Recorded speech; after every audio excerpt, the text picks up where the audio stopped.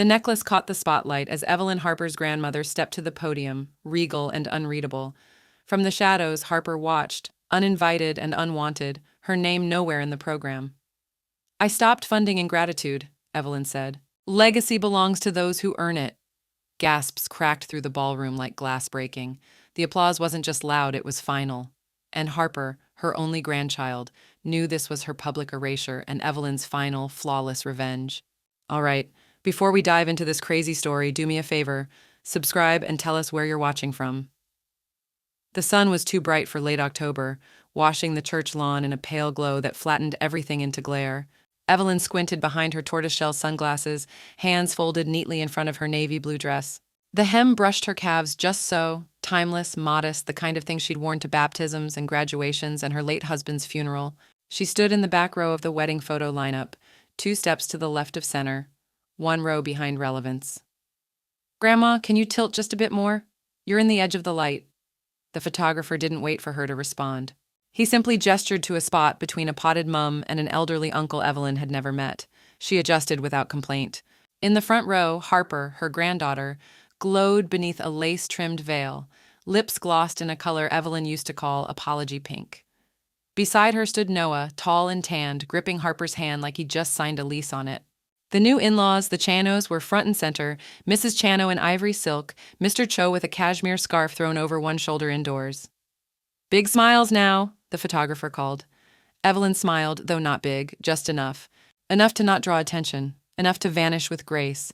As the camera clicked, Harper leaned ever so slightly toward Evelyn, tilting her face without turning her body. Then came the whisper, soft, breezy, coated in laughter. "Don't look so poor." Evelyn's smile held. She didn't flinch, but inside something glass-like cracked and didn't shatter, not yet. The photo was snapped, then another. Evelyn took 1 step back as a bridesmaid in sequins slid into her place. No one noticed. Later, in the reception hall, bathed in chandeliers and judgment, Evelyn sat at table 9, just beside the restrooms, just far enough to be missed by the champagne toasts. Her place card read, "Mrs. E. Whitaker," in plain sans serif font. The Chano's table had gold leaf. Evelyn's napkin was paper. A waiter passed by with shrimp crostini. He paused. "Ma'am?" She waved him along. Across the room, Harper beamed under a cascade of fairy lights, clinking glasses with relatives Evelyn had never met. The DJ played an acoustic cover of something unrecognizable. People called it tasteful. Evelyn called it forgettable. Her hand brushed the lapel of her dress. No brooch. Harper had asked her to keep accessories simple so nothing distracts from the gown. Evelyn had obeyed, left the pearl choker tucked in the velvet-lined drawer where it had sat for over 40 years. Next to it, the necklace, the real one. The one her husband had once whispered would change everything, when the time is right. Evelyn took a sip of water, not wine.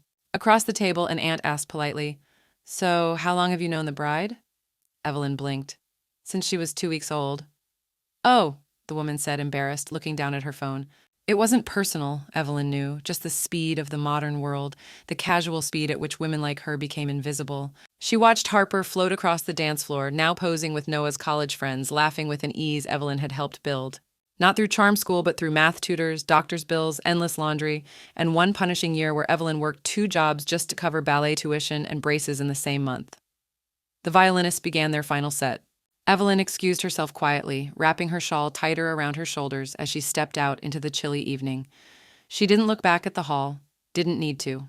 Instead, she imagined her husband's voice beside her. "She's made her choice," he'd say. "Now you make yours." And for the first time in years, Evelyn knew exactly what she was going to do. The necklace wasn't going to sit in a drawer anymore. The door clicked shut behind her with a heaviness that didn't match its weight. Evelyn stepped out of her shoes, unhooked the clasp of her shawl, and laid it carefully over the back of the living room chair. The silence inside her home was thick, dense with memory, not loneliness. It greeted her like a coat she hadn't worn in a while. Familiar, slightly stiff, but still hers. She walked to the hall closet, reached for the small step stool, and pulled down the cedar jewelry box that hadn't been opened in almost a decade. It was heavier than she remembered. She carried it to the kitchen table like it might break if disturbed too quickly. The latch gave a dry click as she opened it. Inside, nestled between yellowed velvet folds, sat the necklace. Gold and emerald, Art Deco in its bones, delicate but unmistakably expensive. It had once belonged to her husband's mother, passed down with reverence and kept for a future moment that always seemed too loud or too much or too soon. She had never worn it. Not to Harper's high school graduation, not even to Harold's funeral. It had waited silently like her. She picked it up now, cold at first, then warm between her fingers. The gems caught the kitchen light and fractured it across the linoleum like stained glass. A memory bloomed behind her eyes. Harper, 5 years old, covered in finger paint, sitting on a plastic stool beside her. "Someday," Evelyn had whispered then, "this will be yours." Then the orthodontist bills came, then the mortgage refinance, then the scholarship that didn't cover textbooks. Someday had become a safety net, then a museum piece, then a secret. But tonight Evelyn didn't put it away. She laid it gently across the kitchen counter and reached for her phone. The appraisal office picked up on the second ring. "Yes," Evelyn said.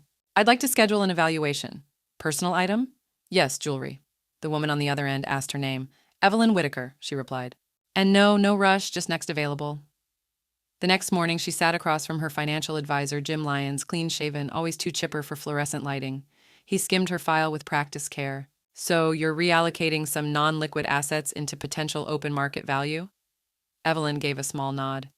Jim looked up over his glasses, not judging, just, "This is a big shift, and your current beneficiaries, well, Harper's still primary. Unless you're considering changes?" "I'm considering clarity," Evelyn said. "And no, I'm not in crisis. I'm in control." Jim tilted his head. "You've always been conservative with your holdings. May I ask what changed?" She folded her hands neatly in her lap. "Someone reminded me I've looked poor for too long. I figured it was time to look like the one who paid for everything." He chuckled, confused, but he nodded. After the meeting, Evelyn stepped out into the crisp fall air. The wind tugged at the collar of her coat, but she didn't reach to fix it. She let it blow. That night, she stood in front of her full-length mirror, necklace draped across her neck like it belonged there all along. It didn't shout. It whispered, "You've always had the worth. You just stopped asking to be seen." She didn't wear it out, not yet, but she didn't lock it away either. Instead, she placed it in the black velvet travel case that sat on the edge of her dresser and zipped it closed with the kind of finality that's really just preparation. Outside, the moon broke through the clouds like a verdict. Evelyn opened her closet, pulled out the silver clutch she hadn't used since 1998, and slipped the necklace inside. The next event wasn't on the calendar, but it was coming. And this time, Evelyn wouldn't be at the edge of the light.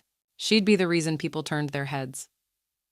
The brunch was hosted at the Aldridge Club, the kind of place with crystal water pitchers and employees trained not to make eye contact unless invited.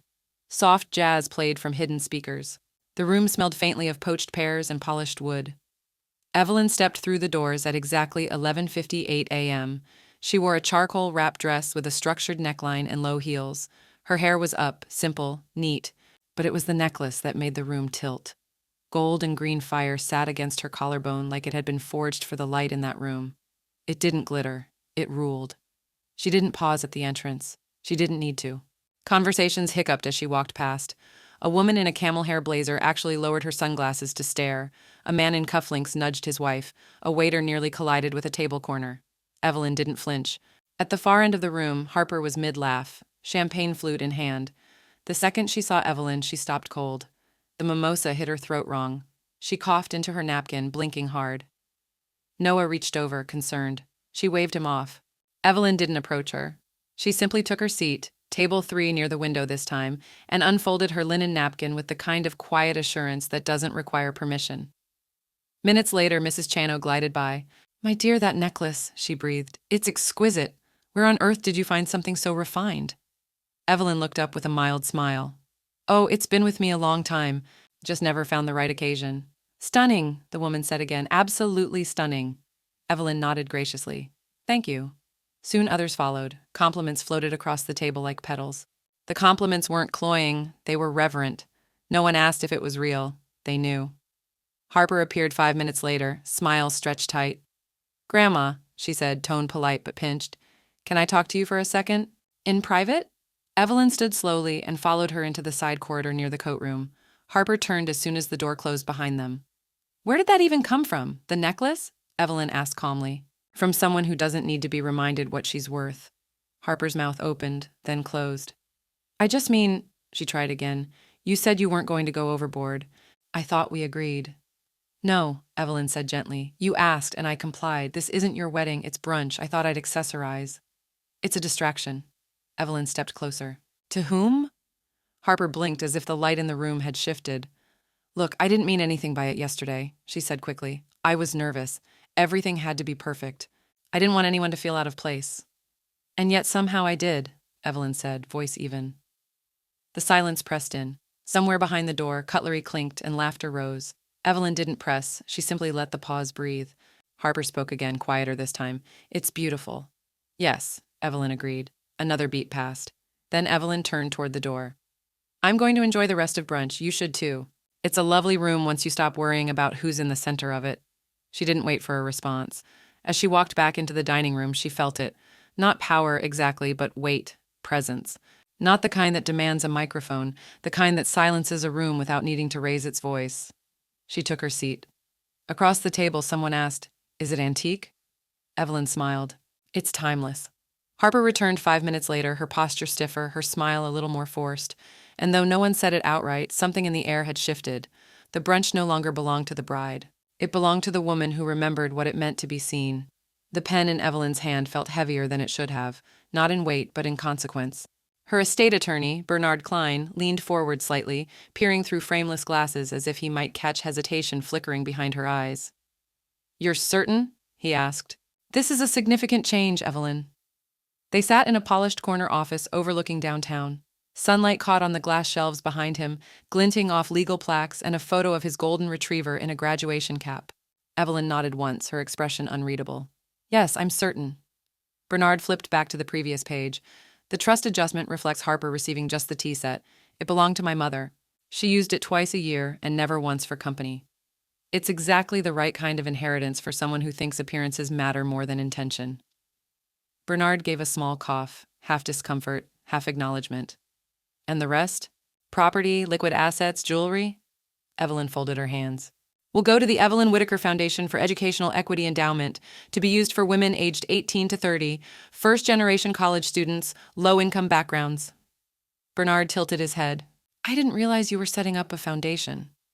"I wasn't, until someone made me remember who actually deserves opportunity." He marked a note with careful penmanship, then softer. "She's your only grandchild." Evelyn's fingers twitched at that just once, then steadied. "She was also my only ungrateful one." Bernard sat back in his chair and gave a slow nod. "I'll have a draft for review by end of week. There's just one more thing." He slid a slim ivory envelope from his drawer and placed it in front of her. "The legacy letter. Most people leave one. Optional, but meaningful." Evelyn looked at it a long moment before tucking it into her purse. "I'll write it tonight. At home." The light was falling in long orange ribbons across the dining table. Evelyn sat with her tea cooling beside her and the envelope open in front. She didn't write right away. Instead, she stared at the blank page and let the weight of the years settle around her. There was no rage left. That had evaporated somewhere between ballet tuition and whispered insults at brunch. When she finally began writing, it wasn't a reprimand. It was a reckoning. "Harper, if you're reading this, you've learned what I did. You'll be angry or hurt, likely both. But I want to be clear, this isn't revenge. It's reality. I raised you out of grief, out of love, out of a belief that effort would equal gratitude. I taught you that family was built, not born, that resilience was its own kind of inheritance. But somewhere along the way, you began to believe the world owed you beauty without backbone. You asked me to shrink, to edit myself for your image, and you whispered what you meant loud enough for me to hear. I didn't punish you. I released you. From my savings, from my silence, from the idea that love means never holding someone accountable. The foundation you no longer benefit from will change lives. I hope that still means something to you. One day, it might. Until then, I wish you clarity and one honest friend, Grandma." Evelyn capped the pen and folded the letter with slow care. She slid it into the envelope, sealed it, and wrote a single word on the front in elegant cursive: truth. She placed it in her fireproof file, nestled between her living will and deed of ownership. Then she stood and walked to the kitchen, pulled the kettle off the stove, and poured herself a fresh cup. No shaking, no regret, just resolve, clean and quiet. Across the room, her phone vibrated once on the countertop. A new message lit the screen. "Harper, you look different today, kind of powerful. I don't know what's changed." Evelyn didn't respond. Instead, she turned the phone face down, lifted her cup, and walked into the golden light of her living room. The final sip tasted like jasmine and freedom. Harper refreshed the student portal again. Payment declined. Balance due, $18,432. She blinked, then laughed, a nervous, ugly sound that echoed off the marble kitchen countertops. She tried the other browser, tried incognito mode, tried the app. Same result. Across the breakfast island, Noah sat scrolling through emails with one AirPod in, sipping oat milk coffee. Harper's voice cut across the room. Did you move anything out of the tuition account? He looked up, brow furrowed. What? Why? The semester charge bounced. Noah set his phone down slowly. That's not possible. Harper's mouth tightened. I thought so too. She paced across the living room, grabbed her own phone, and tapped Evelyn's name. It rang 3 times before her grandmother answered. Hello. Hi, Harper said too brightly. It's me. I know, Evelyn replied, a pause. Then Harper dove in. There's been a weird issue with my tuition payment. It bounced from the account you usually fund. I think maybe something's wrong on the bank's end. No, Evelyn said calmly. Nothing's wrong. Harper stopped pacing. Then why? Evelyn's voice was clear, smooth. You once told me not to look so poor in your wedding photos. Harper's stomach dropped. What? Evelyn continued. So I adjusted my finances accordingly. I didn't think you'd want my poverty showing up on your tuition statement either. Harper was quiet for too long. Then, you can't be serious. I've never been clearer. But this is different, Harper sputtered. School it's not the same. I agree, education is an investment, so is self-respect. I've chosen to invest in the one that yields something lasting. Harper's breath caught, her voice sharpened. You're punishing me. No, Evelyn replied, soft but unmoved. I'm finally listening to you. She ended the call before Harper could answer. That evening, Harper sat at the dining table, face pale beneath her foundation. The necklace photo from the brunch was still open on her phone, Evelyn glowing like someone who had remembered herself. Noah stood near the window, arms crossed. So let me get this straight, he said. You insulted the woman who's paid your tuition for 4 years at your wedding in front of her own family? I didn't insult her. You told her not to look poor. I was nervous, Harper snapped. She's old-fashioned. I didn't want anyone to think. To think what? He cut in. That the woman who paid for your ballet shoes and SAT tutor and laptop might ruin your Instagram shots? Harper flinched. Noah grabbed his keys. I'm going out. To where? He stared at her like he didn't recognize the question. Anywhere that doesn't sound like entitlement. He left the kitchen without another word. Harper sat alone in the echo of her own indignation. Later that week, a call came from someone Harper hadn't heard from in over 2 years. Her mother. The voice was familiar, bitter, like burned toast. I heard what happened, she said. You always were your father's daughter. Too proud to ask. Too proud to apologize. I don't need a lecture, Harper muttered. No, you need a bridge. You need to fix this before she cuts you out of everything. She already has. Then you grovel. I've had to before. Harper's mouth opened, then closed. Her mother continued, slower now. You may think you're better than me, but if Evelyn stops caring, that legacy doesn't skip to you. It just stops. Harper stared at the tea set on the mantel, the one Evelyn had given her as a teenager. It looked different now, small, empty. Back in her apartment, Evelyn sat on the edge of her bed, sorting through a folder labeled Foundation Drafts and Correspondence. Letters from young women filled the file. Applicants, thank you notes, stories. Real hunger, real drive, real worth. She ran her fingers over one, handwritten in pencil. No one in my family believes I'll finish college, but I'm going to prove them wrong. Evelyn smiled, faint and tired. Then her phone buzzed again. Harper, 9:43 p.m. You can't just cut me off. You raised me. I deserve more than a tea set. Evelyn stared at the message, then opened her contacts. She didn't delete Harper, but she moved the number from favorites to other. Then she turned off the phone, laid back on her pillow, and whispered to the dark. You were the child I raised, not the woman I would have chosen. And somewhere between the quiet and the truth, Evelyn finally slept soundly. The living room was quiet, bathed in the amber hush of late afternoon. Evelyn sat cross-legged on the floor, her back leaning against the bottom shelf of the bookcase, a quilt draped over her knees. A half-empty mug of black tea cooled beside her, untouched. Around her, spread like a paper memory map, lay 5 photo albums. The older ones had cracked bindings and gold foil edges worn down to gray. She opened the lavender one first. Harper's first birthday, cake smeared across her cheeks like war paint. Evelyn remembered frosting that tasted like glue and the collapsing card table they borrowed from the neighbor. Next page, Harper in her tutu, all elbows and innocence, 7 years old, looking down at her slippers like she might float. Evelyn could still feel the burn in her calves from working a double shift the night before that recital. She'd eaten leftover toast in the break room that day, just so Harper could feel like the center of something. The photos blurred slightly as Evelyn blinked. She wiped her thumb against the page, not to clean it, but to touch it. There was no satisfaction here, no smugness, just sorrow rippling quietly beneath the skin. She flipped through more pages. Christmas mornings, science fair ribbons, a lost front tooth, and a too large backpack on the first day of middle school. Evelyn had made every sandwich, stitched every hem, paid every overdue balance, and now Harper couldn't even bring herself to say, "I'm sorry," without first defending her insult. Evelyn closed the album gently. She stood, knees stiff, and crossed the room to the hall closet. From the top shelf, she retrieved a smaller box, this one pale blue with silver corners. Inside, sealed letters, the deed to the house, and a black envelope marked "Final Donation in Honor." In her own handwriting, she pulled it out. Later, she drove to the post office, stamped the envelope, and addressed it to the admissions office of an inner-city community college she had once visited as a guest speaker. Inside, a scholarship donation made in Harper's name, recipient TBD, first-generation female, demonstrated financial need because the money didn't deserve to rot in bitterness. And the name? Well, maybe someday it could mean something better than it did now. Evelyn's final stop that day was quieter. The cemetery sat on a hill just east of town, where the maples were already losing their color. She brought no flowers, only herself. She stood in front of the headstone, brushing a leaf off the top corner. Harold Whittaker, 1936 to 1999, still holding her hand. She let out a slow breath. "She turned out just like her mother, Harold," Evelyn said aloud. Her voice didn't shake. "Charmed by the superficial, sharp in all the wrong places. Looks like the girl I raised, but it's not her anymore." She sat on the small wooden bench beside the grave, fingers steepled in her lap. "I kept thinking there was still time to pull her back, to remind her who loved her before she knew how to be lovable. But I see it now. Love doesn't always redeem." The wind picked up slightly, lifting a strand of her hair. She closed her eyes. "I think I forgive her," she whispered. "Not because she asked, but because I want the space back inside myself."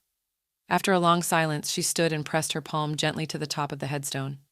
"We did our best," she said, "even when it didn't look like enough." As she turned to leave, the sun dipped behind a bank of clouds and everything around her softened. That evening, Evelyn placed the albums back on the shelf. She kept one photo out. Harper at age 10, missing a tooth, hugging Evelyn's waist with fierce, unguarded joy. She pinned it on the fridge, not to remember who Harper had become, but who she once was, and maybe who someone else could be. Tomorrow, she would draft a welcome letter for the first scholarship recipient. Tonight, she simply poured one glass of wine, sat by the window, and watched the light fade without dread. Outside, the sky looked like old paper folding into dusk, and for the first time in a long while, Evelyn didn't feel like a character left behind. She felt like a chapter closed on purpose. The story hit the lifestyle column on a Wednesday. Grayson Green, the mystery matriarch who stole the show. Harper hadn't expected it, hadn't even known a photographer from the Registry Journal had been present. But there it was, a candid photo of Evelyn at the brunch, seated by the window, necklace catching the morning sun like fire caught mid-breath. Her smile was closed-lipped, inscrutable. Beneath the image, symbolic elegance. An understated rebuke to generational erasure. The caption made Harper's chest tighten. She threw her phone across the bed. 3 days earlier, she had posted a filtered photo of her in her wedding dress with the caption, "Not everyone at your table wants what's best for you. Protect your peace." 15 likes, mostly old high school acquaintances and 2 bridesmaids. The next post, 24 hours later, was sharper. "Family is sometimes just shared DNA and deeper wounds." That one got more traction, enough for her cousin Lindsay to DM. "Everything okay? That about Evelyn?" She didn't respond. That evening, her Aunt Deb posted the brunch photo to Facebook with the caption, "Evelyn Whittaker, always the class act." "What a presence," comments flooded in. "She looks like royalty. That necklace and that poise, wow." Harper's lucky to have her. No one mentioned the bride. Harper scrolled through them in silence, curled in bed with her laptop burning hot against her thighs. She opened her DMs to find one from Noah's mother. "We'd love to know more about Evelyn's family story. She was truly the heart of the weekend." Harper slammed the lid shut. Noah found her in the kitchen an hour later, sitting at the table with her head in her hands, her tea untouched. "You okay?" "I'm fine." "Doesn't look like it." Harper's eyes were rimmed with red. "Everyone thinks she's some kind of saint." Noah leaned against the counter, arms crossed. "Maybe she is." She stared at him. "She wore a necklace." "Harper, you were the one who made it into a war." Harper bristled. "It wasn't about the necklace." "Then what was it about?" She didn't answer. Noah pushed away from the counter, quieter now. "You said something awful to her, and you still haven't apologized." "Not really. She humiliated me." "Harper, you did that part all by yourself." He left the kitchen without another word. Harper sat alone in the echo of her own indignation. At Evelyn's apartment, the mood was light. She stirred a pot of lentil soup while the radio hummed something old and warm. On her side table lay a printed copy of the column. She hadn't posted anything, hadn't commented, hadn't even told anyone she'd seen it. She didn't need to. Truth, she decided, didn't need punctuation. Her phone buzzed. Another message from someone in the family asking if she was okay with all this attention. She texted back a single word, unbothered, then set the phone down and returned to her soup. The real shift came the following Sunday at a small family lunch hosted by a second cousin. Harper arrived late. She wore designer sunglasses indoors and barely spoke. When Evelyn's name came up, someone complimenting her recent scholarship donation, Harper rolled her eyes. "She's loving this," she muttered. "All this praise. She's making it about her." Her cousin Caleb raised an eyebrow. Or maybe people are just finally noticing her. Silence, sharp and immediate. Even the kids stopped playing. Harper stood abruptly and walked out. No one followed. Later that night, Harper stared at her screen again. No new comments, no sympathy. Just her own post now echoing back like a shout into a canyon. Family is sometimes just shared DNA and deeper wounds. This time even she didn't hit like. She closed the app and looked at her reflection in the dark window. For the first time, she didn't look triumphant or beautiful or even angry, just alone. She picked up her phone and hovered over Evelyn's number. Then she set it back down and turned off the light. The screen lit once more, even in darkness. Incoming message, unknown sender. "I saw the column." Evelyn looked like someone who finally remembered she belonged. Harper stared at it, jaw tight, and the silence in the room wasn't peaceful. It was closing in. It was nearly dusk when the knock came. 3 soft raps, then one decisive one, like hesitation wrapped in resolve. Evelyn set down her gardening gloves and wiped her hands on the apron she wore only for pulling weeds and grief. She opened the door expecting a neighbor or perhaps another scholarship thank you letter misplaced by the postal service. Instead, Noah stood on the stoop, hair tousled, suit jacket slung over one arm. "Mr. Chano?" Evelyn said, surprised but not unsettled. "Noah, please," he replied, voice low.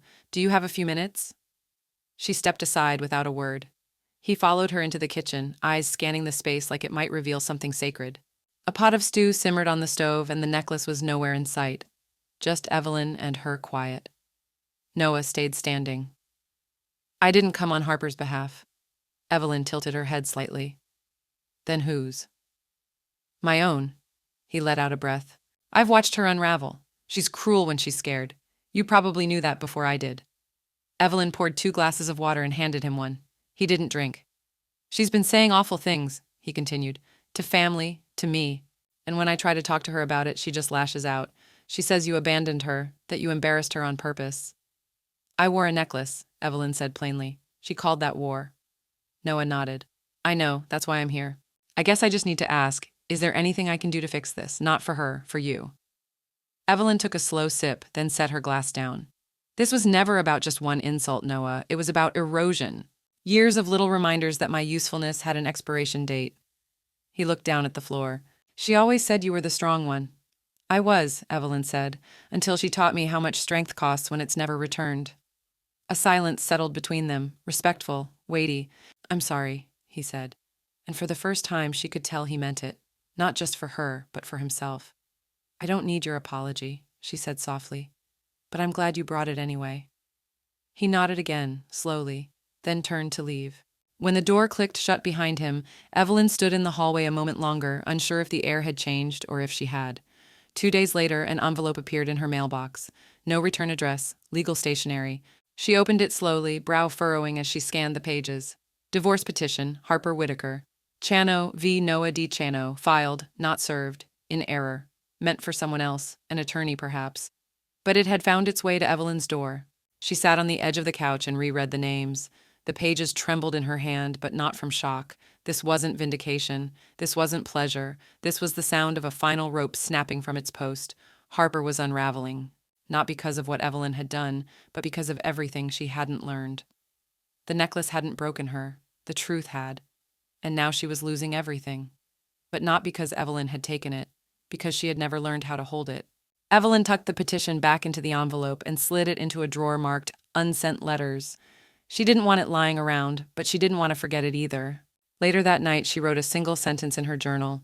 "Sometimes innocence is just entitlement waiting to mature." And below it, "Goodbye, baby girl. Not because you broke me, but because you wouldn't stop." She closed the book and turned out the light. Tomorrow, she would call the college foundation about a second scholarship. Tonight, she would sleep without waiting for anyone's apology. And just before sleep took her, she whispered, "Let the rest come undone. I won't chase it." The ballroom was a bloom of crystal and navy, light catching off chandeliers like falling stars. Laughter sparkled across the tables, but the buzz shifted the moment Evelyn entered. She didn't walk in, she arrived. The necklace, gold and green fire, rested against her collarbone like it had never belonged anywhere else. Her black gown was tailored but unshowy, cinched just enough to declare that elegance didn't ask permission. No escort, no announcement, just presence. Whispers rippled down rows of philanthropists, educators, and donors. That's her. That's Evelyn Whitaker. At the top of the program, beneath the gala's gold-stamped mission statement, Equity, Access, Legacy, was her name. Evelyn sat alone at her table, not because she'd been excluded, but because she hadn't needed to anchor herself to anyone. She read the night's agenda without glasses. Her place card was edged in silver. Her cutlery gleamed. When it was time, the MC's voice softened as he introduced her. Tonight's keynote speaker redefines what legacy looks like, not as inheritance, but as intention. Applause rose, then hushed. Evelyn stood. No notes, no podium, just a woman walking toward a microphone like it was just another stove to stand at, another room to command without noise. She began, calm and unhurried. I'm not here because I have money. I'm here because I decided to stop giving it to people who mistook silence for love. A murmur swept the room. I was told not to make a scene, not to dress too well, not to distract. But legacy, real legacy, isn't about staying small to make others comfortable. It's about standing still long enough to be seen. She let that settle, then continued. I gave my savings to women I'll never meet because they're hungry. And not just for food, for change, for dignity, for something they haven't yet been told they're allowed to want. The room was silent, riveted. I wore this necklace once before, she added, touching it lightly, to remind someone I love what worth looks like. She didn't understand. That's all right. Some people only learn the shape of love by its absence. No tremble, no tremor, just a full, earned voice. Tonight I wear it for myself. A pause. Then, and I leave here without bitterness, because letting go doesn't make me less. It makes me mine again. She stepped back. A heartbeat of silence. Then a standing ovation. Flashes popped from cameras, but Evelyn didn't pose. She nodded politely, then returned to her seat. Her soup had cooled, but she didn't mind. She'd been warm for the first time in years. The article went live the next morning. A new kind of matriarch, Evelyn Whitaker, and the quiet power of saying enough. Photos, quotes, reactions. Her inbox filled with invitations, panels, interviews, podcasts. But Evelyn didn't rush to reply. She made tea, she watered her plants. She hung her coat gently in the closet. By noon, her voicemail blinked. She sat in her reading chair and pressed play. Harper's voice came through, thinner than usual. Hi, it's me. I saw your speech. You look different, powerful. I think I made a mistake. I guess I just wanted to say that. Silence on the line, then. I hope you'll call me back. Evelyn didn't delete the message, but she didn't respond. She saved it to a folder titled Unopened Doors. Then she stood, walked to her vanity, and placed the necklace in its velvet case. She didn't lock it. She didn't need to. The next gala didn't matter. This one had been hers. As she drew the blinds and let the late light curl across her face, Evelyn thought, some things don't need applause to echo. The room dimmed, but inside her, something had just begun to shine. It was raining when the knock came. Not a dramatic storm, but a soft, steady rain, the kind that blurs window panes and slows time. Evelyn stood at the sink drying the last of the teacups when she heard it. 3 knocks, no pause, no hesitation. She opened the door. Harper stood there, soaked from the shoulders down, hair clinging to her temples, makeup half dissolved. She looked like someone who had lost the thread and followed it all the way back to where it began. Can I come in? Harper asked, already shivering. Evelyn didn't speak. She simply stepped aside. Harper stepped over the threshold like it was a border she wasn't sure she still had a passport for. Her eyes scanned the room quickly as if expecting change or hoping for it. The necklace was gone. There was no fireplace, just books, light, and that same unbearable stillness. Sit, Evelyn said softly. I'll put on tea. They sat across from each other, china between them, steam rising like breath that had finally calmed. I need to talk to you, Harper began, voice thin as the rain outside, about everything. Evelyn didn't nod, didn't encourage, just waited. Harper fidgeted with her sleeve. I wasn't thinking. I said things I didn't mean. About the wedding, about you and the money and the necklace, and God, I was awful. Evelyn lifted her teacup, sipped. I need help, Harper said suddenly, the words dropping like marbles. Noah's gone. The tuition's overdue. The apartment's too expensive. I'm barely holding anything together. Evelyn set her cup down. And I know I don't deserve it, but you've always been there. Always. You were more of a mother than my own. You loved me when no one else did. Please. Can you just undo what you did? The will, the trust? I'll make it up to you. Evelyn tilted her head slightly. Not cold, not warm, still. I didn't do anything to you, Harper, she said quietly. I just stopped doing everything for you. Harper blinked, stunned. Evelyn continued, calm and unwavering. You asked me not to look poor, and so I stopped living as though I owed anyone proof of my sacrifice. Tears welled in Harper's eyes. But I didn't mean... I know exactly what you meant, and that's why it mattered. Harper covered her mouth, a sound caught in her throat, half sob, half apology. Evelyn reached for a folder on the nearby table and opened it. Inside, glossy pamphlets, spreadsheets, and typed letters. A logo across the top, the Evelyn Whitaker Scholarship for First-Generation Women. This is where my legacy lives now, she said, in women who still know how to say thank you with effort. Harper stared at it, hollowed. So that's it. I'm just... out? Evelyn looked at her. Really looked. You're not out, she said softly. You've just stopped walking in. Harper broke then, shoulders heaving, hands shaking. She cried the way people do when they realize they are not the center of the story anymore, maybe never were. I thought you'd always be there, Harper said between sobs. I was, Evelyn said, longer than I should have been. They sat in the heavy quiet of unfixable things. Evelyn didn't reach across the table. She didn't promise reconsideration. She poured another cup of tea. After a while, Harper wiped her eyes with the edge of her sleeve and stood. I guess I don't know what to say. Evelyn folded the folder closed. Then maybe it's time you start listening instead. Harper opened the door without another word. Outside, the rain had stopped, but the street was still soaked, like memory that hadn't quite dried. That night, Evelyn tucked the scholarship folder into her desk drawer. She played Harper's voicemail one last time, then deleted it. Tomorrow, she would meet the foundation director to finalize a second round of recipients. But tonight, she sat at her kitchen table and whispered one last thing to the empty room. Love doesn't always leave the door open. Then she got up and locked it. The sound of the espresso machine hissed in the corner while Evelyn sat quietly at the corner table of Café Mercer, her reading glasses perched on the bridge of her nose, a red pen in one hand. Across from her, Maya hunched over a scholarship essay draft, chewing the end of her pencil in deep concentration. She was 19, smart, blunt, thin as a wire with a head full of natural curls always pinned back like she didn't have time to be bothered. Maya had been in 6 foster homes by 16, no parents, no college fund, but she had a sharpness that Evelyn recognized instantly. Not bitterness, but edge, an edge honed by survival, not entitlement. I fixed the structure, Maya said, pushing the paper forward, but the last paragraph's still clunky. Evelyn glanced over the new draft, underlining one phrase. You gave me a future I didn't know I could want. That doesn't sound clunky to me, she said.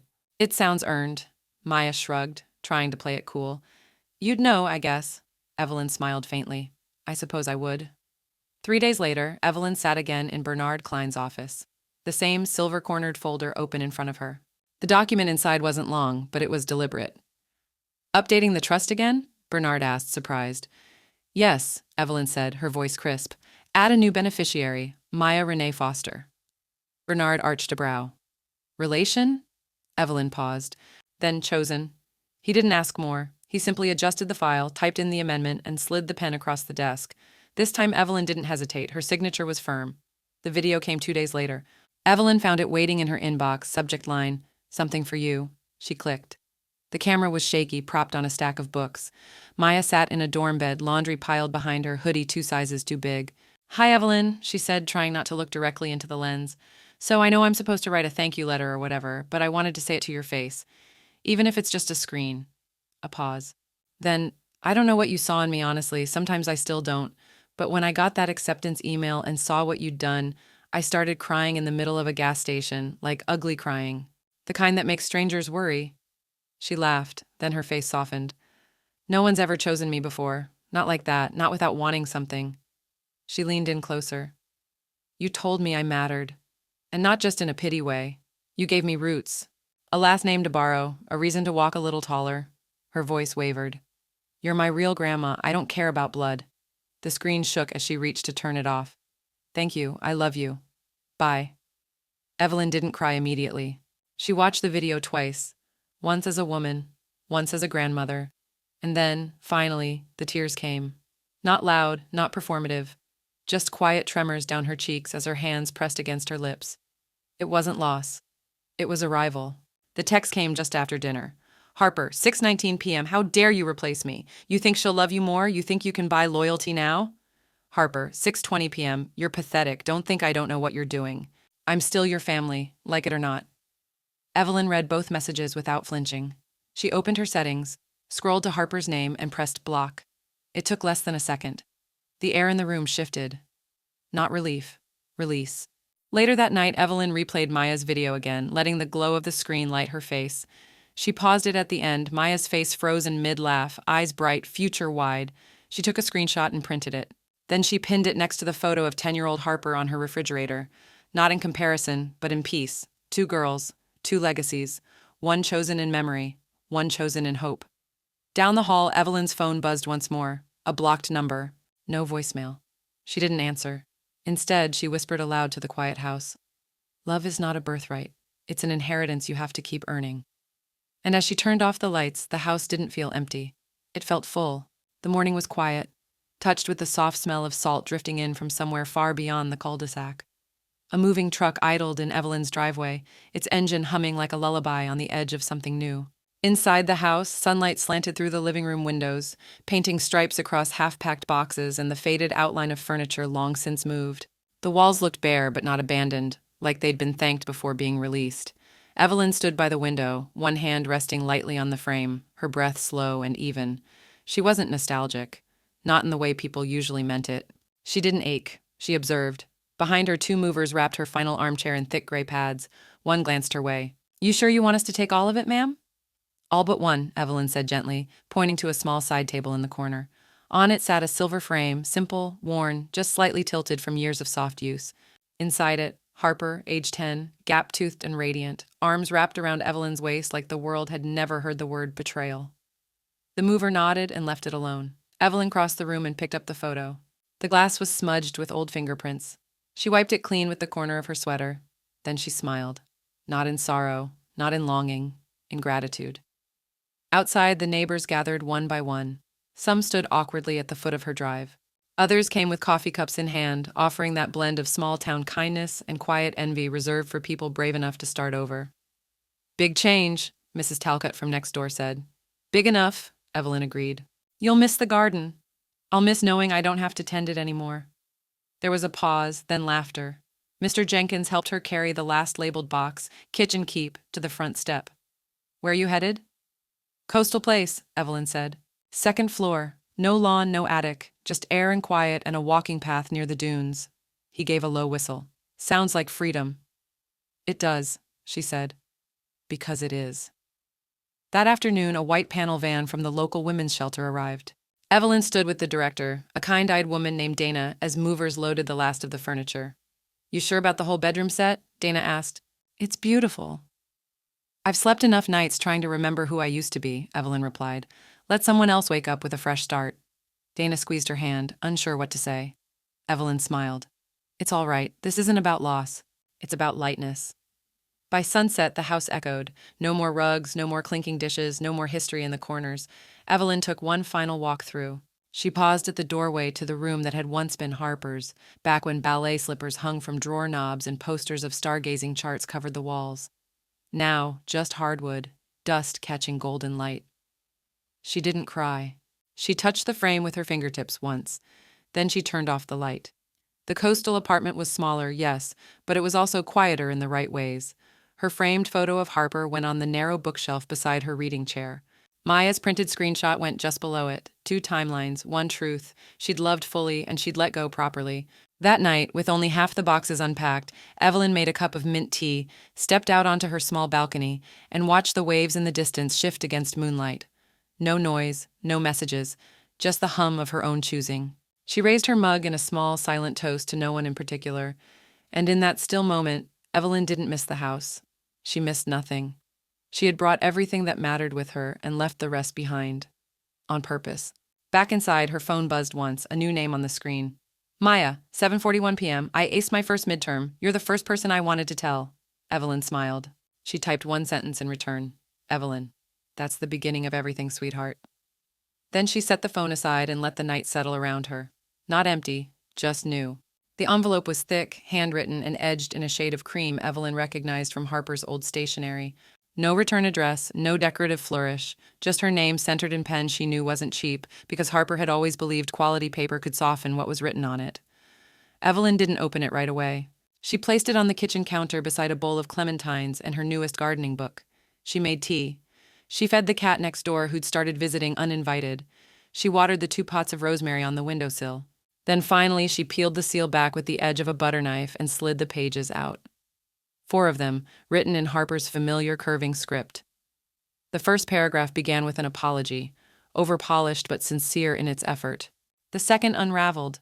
"I think I tried to outgrow you," Harper had written, "not because I didn't love you, but because I didn't know how to be enough for someone who made sacrifice look effortless. I felt small next to you, and instead of learning from that, I tried to turn it against you. I dressed it in ambition. I fed it pride. And I let it make me cruel." Evelyn read the line twice, then once more, not to find the wound, but to confirm the diagnosis. There was no manipulation this time, no demand, no plea to reverse decisions, just the lopsided echo of someone who'd finally run out of ways to rewrite history in her favor. "I thought control would make me powerful," the letter continued.